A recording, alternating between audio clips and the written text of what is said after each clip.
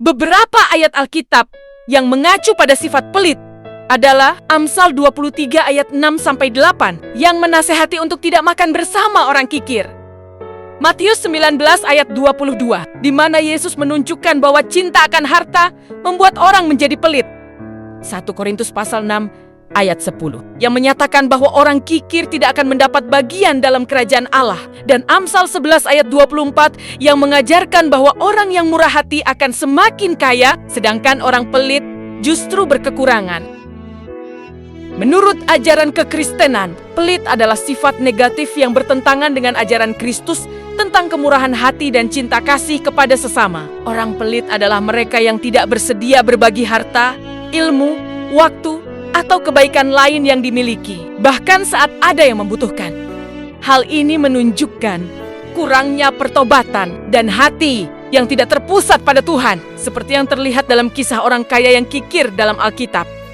Mengapa pelit berlawanan dengan kepercayaan kekristenan, perintah Tuhan Yesus? Tuhan Yesus Kristus mengajarkan kepada umat manusia untuk tidak kikir, melainkan memberi dengan hati yang rela.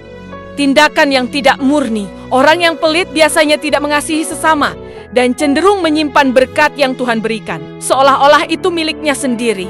Kurang bertobat. Pelit dapat menjadi tanda bahwa seseorang belum sepenuhnya bertobat atau hatinya belum tergugah oleh iman Kristiani. Berlawanan dengan teladan. Jemaat mula-mula diyakini saling berbagi harta untuk menolong yang berkekurangan, sehingga tidak ada yang kekurangan di antara mereka. Mengabaikan penata layanan. Umat Kristen Ortodoks percaya bahwa semua yang kita miliki adalah titipan Tuhan dan kita diminta untuk mengelolanya dengan baik, termasuk membagikannya kepada orang lain sebagai bentuk pelayanan. Tanda-tanda orang pelit: menahan berkat harta, tidak mau menjual harta atau memberikan uang kepada orang miskin karena cinta akan harta. Tidak murah hati. Pelit tidak hanya soal harta, tetapi juga ilmu, waktu, dan bantuan kepada sesama. Tidak suka berbagi, enggan mengeluarkan apapun meskipun dibutuhkan orang lain. Berlawanan dengan prinsip memberi yang menuntun pada kelimpahan. Yang seharusnya dilakukan, menerima anjuran Tuhan, mengikuti ajaran Tuhan untuk tidak kikir, melainkan murah hati dan membantu sesama. Membagikan berkat. Berbagi berkat Tuhan kepada sesama akan membawa damai dan sukacita, bukan kekurangan.